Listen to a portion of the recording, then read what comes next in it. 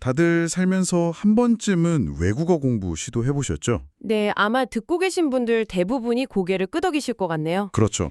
보통은 약간 어떤 목표를 가지고 시작하시나요?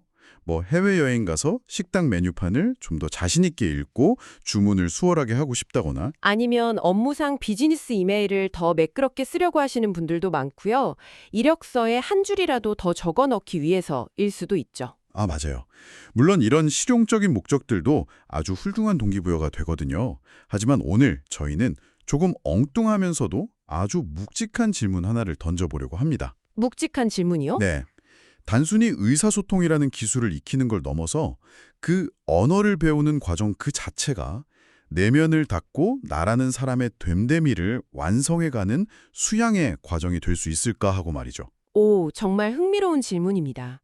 사실 우리가 흔히 언어를 배운다고 할 때는 기능적인 측면에만 집중하기 마련이니까요. 맞아요. 그래서 오늘 저희가 깊이 파헤쳐볼 이 심층 탐구 자료가 더 특별하게 다가오거든요. 오늘 함께 살펴볼 텍스트는 바로 동양의 고전인 책은담, 찰끼안짠을 바탕으로 구성된 수양과 사고의 중국어 오리엔테이션 강의 자료입니다. 책은담과 중국어 학습의 만남이라 벌써부터 기대가 되네요. 네, 이 자료는 수백 년 전의 고전 철학이 현대의 외국어 학습과 어떻게 만나는지를 보여주고 있어요. 언어를 배우는 행위가 어떻게 인격 수양이라는 깊은 영역으로 이어지는지 그 연결고리를 아주 탄탄하게 제시하죠. 아, 그리고 본격적인 탐구에 앞서서 오늘 저희 방송만의 아주 중요한 규칙을 하나 말씀드려야 할 것 같네요. 네, 아주 중요한 규칙이죠. 오늘 자료가 자료인 만큼 언어가 가진 본연의 소리와 그 안에 담긴 흉을 생생하게 전달하는 게 중요하거든요. 그래서 오늘 저희 두 사람은 자료에 등장하는 모든 한자와 예문들을 예외 없이 전부 중국어 발음, 즉 병음으로 직접 소리내어 읽을 예정입니다. 단순히 눈으로 활자를 보는 걸 넘어서 귀를 통해 그 언어의 결을 함께 느껴보셨으면 좋겠습니다. 자, 그럼 첫 번째 주제부터 바로 들어가 볼까요? 좋습니다. 이 자료를 보면서 제가 가장 크게 놀랐던 건 언어를 대하는 관점, 그러니까 패러다임 자체가 완전히 다르다는 거였어요. 그렇죠. 내 머릿속 도구함에 새로운 연장을 하나씩 채워넣는 것에 많이들 비유하죠. 맞아요. 영어나 중국어라는 새로운 망치를 하나 드리고 새로운 문법이라는 드라이버를 하나 더 챙겨 놓는 식이죠. 그래서 도구가 많아지면 말을 잘하게 된다고 믿고요. 그 도구함 비유가 아주 적절하네요. 우리는 흔히 도구를 많이 가질수록 유능해진다고 생각하잖아요. 그런데 이 강의는 그 고정관념을 정면으로 반박합니다. 정면으로요? 네, 자료에서는 중국어를 단순히 말을 유창하게 하기 위한 기술이나 얄팍한 소통 수단으로 정의하지 않습니다. 오히려 언어 학습은 어떻게 생각하고 어떻게 살아갈 것인가를 훈련하는 과정이라고 못을 받고 시작해요. 그러니까 연장을 몇 개 더 추가하는 수준이 아니라 도구함 자체를 완전히 새롭게 다시 짜맞추는 일이라는 거네요. 내가 세상을 바라보고 해석하는 사고방식의 틀을 바꾸는 거니까요. 맞습니다. 언어는 단순히 생각을 전달하는 운반수단이 아니라 그 사람의 사고방식, 인격, 그리고 삶을 대하는 태도 자체를 고스란히 비춰주는 투명한 거울이라는 거죠. 아, 거울이요? 책은담, 신겐단을 뼈대로 삼았다는 사실이 굉장히 상징적입니다. 삶의 지혜와 마음의 수양을 강조하는 고전 철학의 토대 위에 현대 중국어 학습을 올려둔 것이니까요. 그럼 바로 그 책은담을 관통하는 오늘 강의의 가장 핵심적인 문장부터 제가 한번 소리내어 읽어보겠습니다. 소리의 리듬에 한번 집중해 보세요. 신디 간징, 펑크 두슈 쉐구. 신디 간징, 펑크 두슈 쉐구. 신디 간징, 팡커 두슈 쉐구. 입안에서 굴려볼수록 참 무겁고 아름다운 문장입니다. 뜻을 풀이하자면 마음바닥이 깨끗해야 비로소 책을 읽고 옛것을 배울 수 있다라는 뜻이거든요. 여기서 우리가 짚고 넘어가야 할 핵심은 지식의 양을 묻고 있지 않다는 점이에요. 중국어 단어를 1000개 아느냐, 10,000개 아느냐를 따지기 전에 고전은 배움을 받아들일 준비가 된 마음의 상태를 가장 먼저 점검하라고 요구합니다. 저는 이 문장을 보면서 우리가 살고 있는 지금 이 시대를 떠올리지 않을 수가 없더라고요. 아침에 눈을 뜨자마자 스마트폰부터 확인하잖아요. 하루 종일 수백 개의 숏폼 영상에 쏟아지는 뉴스 기사들도 있고요. 네, 누군가의 정제되지 않은 의견들이 정말 홍수처럼 밀려오고요. 뇌과학적으로 봐도 스트레스나 잡념, 자극적인 정보들로 뇌가 꽉 차 있으면 인지적 과부하 상태에 빠져서 새로운 정보를 제대로 흡수하지 못하거든요. 자료에서 말하는 신디, 즉 마음바닥이 어지럽고 탁한 상태인 겁니다. 아, 마음바닥이 탁한 상태. 네, 그런 상태에서는 아무리 훌륭하고 귀한 지식을 쏟아부어도 제대로 뿌리내릴 수가 없어요. 배움에 임하는 본질적인 태도에 대해 아주 날카로운 일침을 가하는 셈이죠. 방금 말씀하신 걸 들으니 확 와닿는 비유가 하나 떠올랐어요. 우리가 진짜 마음에 드는 비싼 가구를 새로 샀다고 상상해 보세요. 엄청 기대하면서 집에 들고 왔는데 거실 바닥에 먹다 남은 배달 음식 쓰레기랑 먼지가 잔뜩 널려 있다면 어떨까요? 아, 배달 음식 쓰레기. 너무 찰떡 같은 비유인데요? 그 비싼 가구를 놓을 자리도 없고 억지로 구석에 밀어 넣는다 해도 금방 그 가구마저 쓰레기 냄새가 배고 망가지겠죠. 가장 먼저 해야 할 일은 새로운 가구를 들이기 전에 방바닥부터 깨끗하게 쓸고 닦는 일이잖아요. 맞습니다. 먼저 마음바닥을 깨끗이 청소해 두어야 그 위에 올려놓는 지식이 비로소 제 빛을 발한다는 거죠. 자, 그럼 이런 깊이 있는 철학적 접근이 실제 중국어 문장이나 단어 속에서는 어떻게 살아 숨쉬고 있는지 구체적으로 들어가 보죠. 네, 자료에 등장하는 핵심 단어와 문법을 살펴보면 이 연결고리가 훨씬 더 선명해집니다. 제가 먼저 자료에서 가장 눈에 띄었던 첫 번째 단어를 던져볼게요. 바로 스웨이입니다. 사고, 즉 생각하는 방식이란 뜻이죠. 자료에 나온 예문이 정말 인상적이에요. 어떤 문장인가요? 学语言不仅是学单词，更是学思维. 언어를 배운다는 것은 단순히 단어를 외우는 게 아니라 오히려 그 언어가 가진 사고방식을 배우는 것이란 뜻입니다. 이 지점에서 자료가 제시하는 아주 유용한 문법 구조가 하나 등장합니다. 방금 읽어주신 예문에도 쓰인 패턴인데 바로 不只是, 更是 라는 구문입니다. 아, 뿌지시, 껑시. 직역하자면 무엇일 뿐만 아니라 오히려 무엇이다 라는 뜻으로 뒷부분의 내용을 훨씬 더 강하게 방점을 찍어주는 역할을 하죠. 이 문법을 활용해서 앞서 말씀하신 문장과 비슷한 맥락으로 이렇게도 확장해 볼 수 있습니다. 学语言不只是学表达，更是学思维。学语言不只是学表达，更是学思维. 언어를 배우는 것은 단지 표현을 배우는 것만이 아니라 사고를 배우는 것이다. 의미가 훨씬 더 깊어지네요. 그렇죠. 여기서 방금 두 번째 핵심 단어가 툭 튀어나왔어요. 바로 뼈다, 표현하다라는 단어죠. 네, 맞습니다. 뼈다. 내 생각이나 감정을 겉으로 드러내는 걸 말하죠. 일상적으로는 他很会用中文表达自己的想法他很会用中文表达自己的想法. 처럼 쓸 수 있습니다.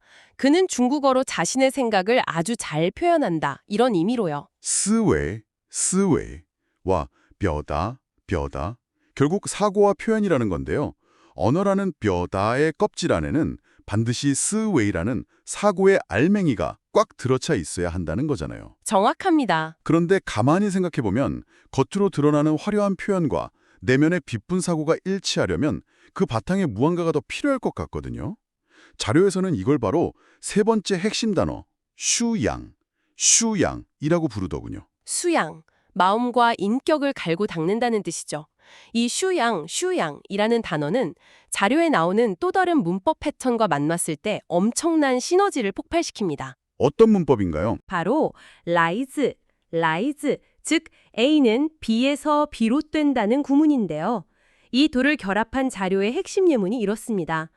语言的深度来自内心的修养.语言的深度来自内心的修养. 언어의 깊이는 내면의 수양에서 나온다.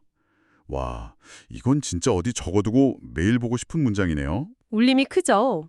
아무리 화려하고 세련된 수사여구를 구사한다고 해도 그 말을 내뱉는 사람의 내면이 텅 비어 있다면 그 언어에는 결코 무게가 실릴 수 없다는 뜻이잖아요. 여기서 방금 읽어주신 문장 속에 네 번째 핵심 단어가 숨어 있었어요. 바로 쉔두, 깊이입니다. 맞습니다. 쉔두, 깊이. 제가 이 쉔두가 들어간 예문을 하나 더 읽어보겠습니다. 这句话很简单,但很有深度. 这句话很简单,但很有深度. 번역하면 이 문장은 단순하지만 아주 깊이가 있다인데요. 네. 저는 이 예문 자체가 방금 우리가 나눈 대화의 정수라는 생각이 들어요. 우리가 흔히 오해하는 게 문장이 길고 복잡하고 어려운 단어를 써야만 수준이 높고 깊이가 있다고 생각하잖아요. 그렇죠. 보통은 그렇게 생각하기 쉽죠. 그런데 진짜 깊은 내공을 가진 사람들의 말은 오히려 아주 단순 명료할 때가 많죠. 꾸밈없는 짧은 한마디에도 마음의 수양이 담겨 있다면 그 안에 거대한 쉔두가 생기는 법이니까요. 전적으로 동의합니다.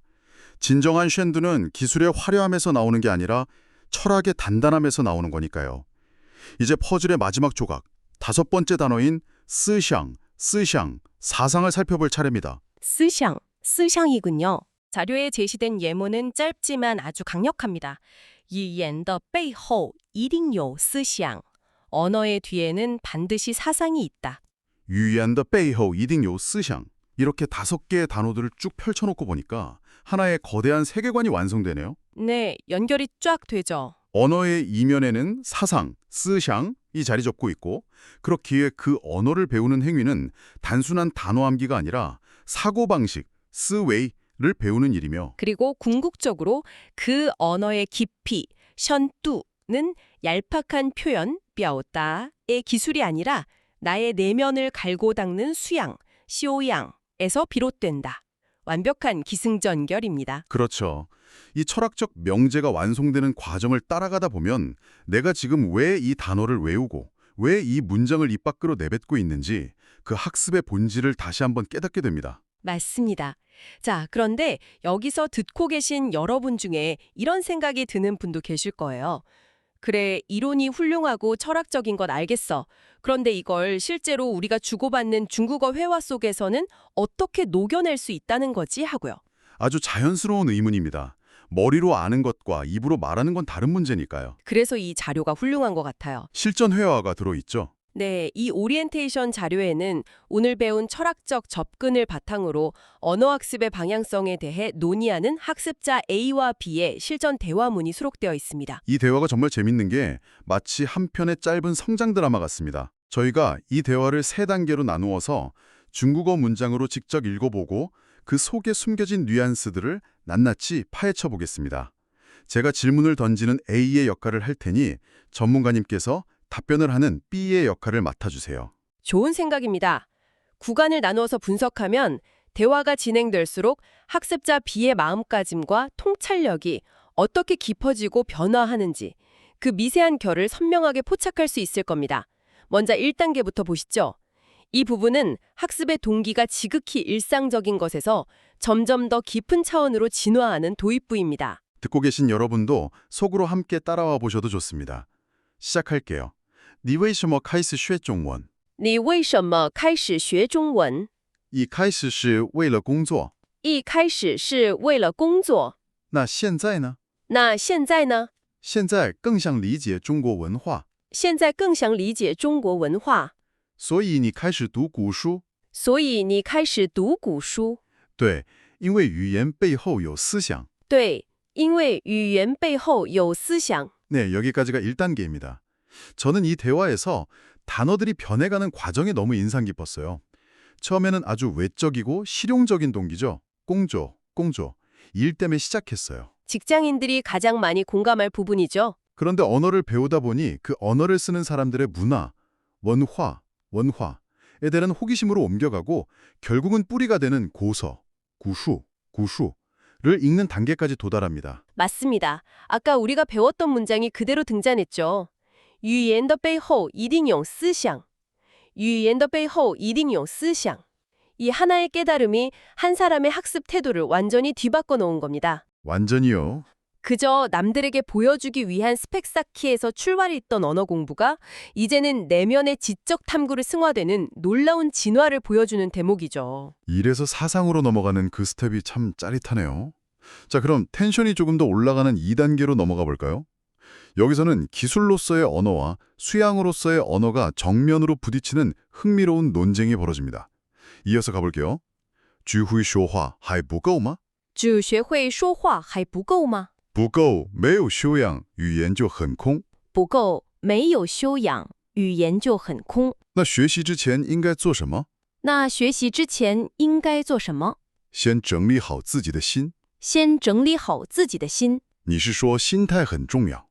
对，心地干净才能学得深. 对, 心地干净才能学得深.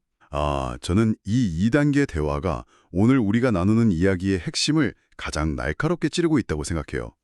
A의 질문 좀 보세요. 只会说话还不够吗?只学会说话还不够吗? 말만 잘하면 되지 않냐? 뼈 때리는 질문이죠. 사실 이 질문은 현대사회를 살아가는 우리 대부분이 마음속에 늘 품고 있는 효율성에 대한 맹신 아닐까요? 당장 써먹기 바쁜데 뭘 그렇게 복잡하게 생각하냐는 거죠. 그런데 그 효율성에 대한 질문을 B가 아주 단호하게 잘라냅니다. 没有修养语言就很空. 没有修养语言就很空. 수양이 없으면 언어는 공허하다. 여기서 비어있다는 뜻의 콩이라는 글자가 주는 울림이 상당합니다. 아무리 유창한 발음으로 복잡한 문장을 쉴 새 없이 내뱉는다 한들 그 안에 담긴 사유와 진정성이 텅 비어 있다면 그건 누군가의 마음을 울리는 말이 아니라 그냥 허공에 흩어지는 소음에 불과하다는 뼈아픈 지적입니다. 그러니까요. 그리고 이어서 나오는 B의 대답이 진짜 하이라이트죠. 공부하기 전에 뭘 해야 하냐고 물으니까 先整理好自己的心, 先整理好自己的心. 먼저 자신의 마음부터 정리하라고 합니다. 아까 저희가 이야기했던 그 방바닥 쓰레기 청소 비유가 여기서 그대로 등장하는 거예요. 맞아요. 心地干净才能学得深, 心地干净才能学得深. 마음바닥이 깨끗해야 깊이 배울 수 있다. 책은담의 그 무거운 고전 철학이 친구와 주고받는 일상적인 회화 속에 아주 매끄럽고 자연스럽게 녹아들어 있어요. 심리적인 안정과 수용적인 태도, 즉 신탈가 학습의 필수 전제 조건이라는 사실을 언어학습자 스스로가 깨닫고 증명해내는 멋진 장면입니다. 자, 이제 이 깨달음의 여정이 어떤 종착지에 도달하는지 마지막 3단계 대화를 들어보실까요? 네, 마지막으로 가보겠습니다. 마음이 정화되는 기분으로 읽어볼게요. 听起来很有道理. 听起来很有道理. 菜根谭就是这样教人的。菜根谭就是这样教人的。原来学语言也是一种修养。原来学语言也是一种修行。没错，是内心的修养。没错，是内心的修养。那我也想慢慢学。那我也想慢慢学。不急，慢慢来。不急，慢慢来。谢谢你，我明白了。谢谢你，我明白了。汉语言其实也是学做人。 여운이 참 깁니다. 언어를 배운다는 게 단순한 기능의 습득을 넘어선 휴양,修싱, 즉 수양이라는 걸 인정하게 되네요. 저는 여기서 B가 해주는 조언이 참 따뜻하게 들렸어요. 不急,慢慢来. 不急,慢慢来. 서두르지 마, 천천히 해. 현대인들에게 가장 필요한 위로일지도 모르겠습니다. 솔직히 우리 다들 너무 조급하잖아요. 30일 완성 회화 마스터, 3개월 만에 원어민처럼 말하기. 이런 자극적인 문구들에 익숙해져 있으니까요. 수양의 길에는 숏컷, 지름길이 없으니까요. 조급함은 아까 말한 마음바닥의 쓰레기 중에서도 가장 치명적인 쓰레기일 겁니다. 그리고 이 대화의 피날레를 장식하는 마지막 문장. 학위엔 지시 예시슈의 쪼른. 헉유안 지시 예시슈의 쪼른. 저는 이 문장에 이 강의의 모든 것이 담겨 있다고 봅니다. 학주어론, 사람됨을 배운다는 거군요. 네, 여기서 쪼어른이라는 말은 직역하면 사람이 되다라는 뜻입니다. 단순히 숨을 쉬는 인간이 아니라 타인을 이해하고 자신을 성찰하며 올바른 인격과 사상을 갖춘 진짜 사람이 된다는 의미죠. 학위엔 치실 예시슈의 쪼런. 언어 공부의 끝에서 결국 사람됨을 마주하게 되는 거네요. 사실 무언가를 치열하게 배우다 보면 종종 나침반을 잃어버리고 헤맬 때가 있잖아요. 방향을 잃기 쉽죠. 내가 단어 시험에서 몇 점을 맞았나, 남들보다 얼마나 진도가 빠른가에만 집착하다가 정작 내가 왜 이 언어를 내 입술에 담고 있는가 하는 본질적인 이유를 까맣게 잊어버리는 거죠. 그럴 때가 정말 많습니다. 하지만 오늘 우리가 살펴본 이 자료는 그 잃어버렸던 나침판의 방향을 다시금 정확하게 잡아줍니다. 내가 뱉는 외국어 한마디 한마디가 곧 나라는 사람의 깊이와 인격을 세상에 내보이는 거울이라는 사실을 말이에요. 언어는 결코 나침반 그 자체가 아닙니다. 나침반을 들고 길을 걸어가는 나의 발걸음이자 태도죠. 책은담이 수백 년 전부터 강조했던 신디간증, 마음바닥을 깨끗이 하는 과정이 생략된다면 우리는 아무리 많은 지식을 머리에 구겨 넣어도 결코 세상을 품어내는 성숙한 지성인으로 성장할 수 없을 겁니다. 자, 이제 오늘 다룬 이야기들을 차분히 갈무리하면서 이 모든 통찰을 듣고 계신 여러분의 현실로 한번 가져와 볼 시간입니다. 오늘 우리는 중국어 한자들을 하나하나 입안에서 직접 소리내어 굴려보면서 고전의 묵직한 철학이 현대의 언어학습과 얼마나 단단하게 맞물려 있는지 확인했습니다. 오늘 이야기를 나누다 보니 문득 이런 생각도 드네요. 요즘 인공지능 번역기나 통역 기술이 너무 눈부시게 발전해서 이제 굳이 힘들게 외국어를 배울 필요가 없다고 말하는 시대가 되었잖아요. 이어폰만 꽂으면 실시간으로 완벽하게 통역이 되는 세상이니까요. 맞아요. 기술적으로만 보면 틀린 말이 아니죠. 그런데 만약 오늘 우리가 나눈 이야기처럼 언어를 배우는 과정 자체가 내 마음바닥을 닫고 낯선 세계관을 받아들이며 나의 틀을 깨부수는 수양의 과정이라면 어떨까요? 바로 그 지점입니다. 모든 기술과 번역을 인공지능이 대신해 줄 수 있는 시대라면 오히려 역설적으로 가장 필요한 진짜 인간 고유의 일은 무엇일까요? 그것은 결과를 향해 지름길로 내달리는 것이 아니라 내 마음을 가라앉히고 낯선 언어의 결을 더듬으며 한 문장 한 문장 직접 땀 흘려 배워나가는 그 지난한 과정 자체에 있는 것은 아닐까요? 결과의 완벽함이 아니라 과정의 숭고함이 언어학습의 진짜 이유가 될 수도 있겠네요. 지금 여러분은 무언가를 배우고 계신가요? 그 배움 앞에서 여러분의 마음바닥은 얼마나 깨끗하게 비워져 있습니까? 혹시 효율성이라는 강박과 조급함이라는 쓰레기들로 어지럽혀져 있지는 않은지 한 번쯤 돌아보셨으면 좋겠습니다. 배움의 결과로 유청한 기계가 될 것인가? 아니면 깊이 있는 사유를 지닌 사람이 될 것인가? 마지막으로 여러분은 궁극적으로 어떤 사람이 되고 싶으신가요? 이 질문에 대해 마음속으로 기회가 된다면 중국어로 3문장 정도 스스로 답을 만들어 보시길 권해드리며 오늘 심층 탐구를 마치겠습니다. 함께 해주셔서 감사합니다.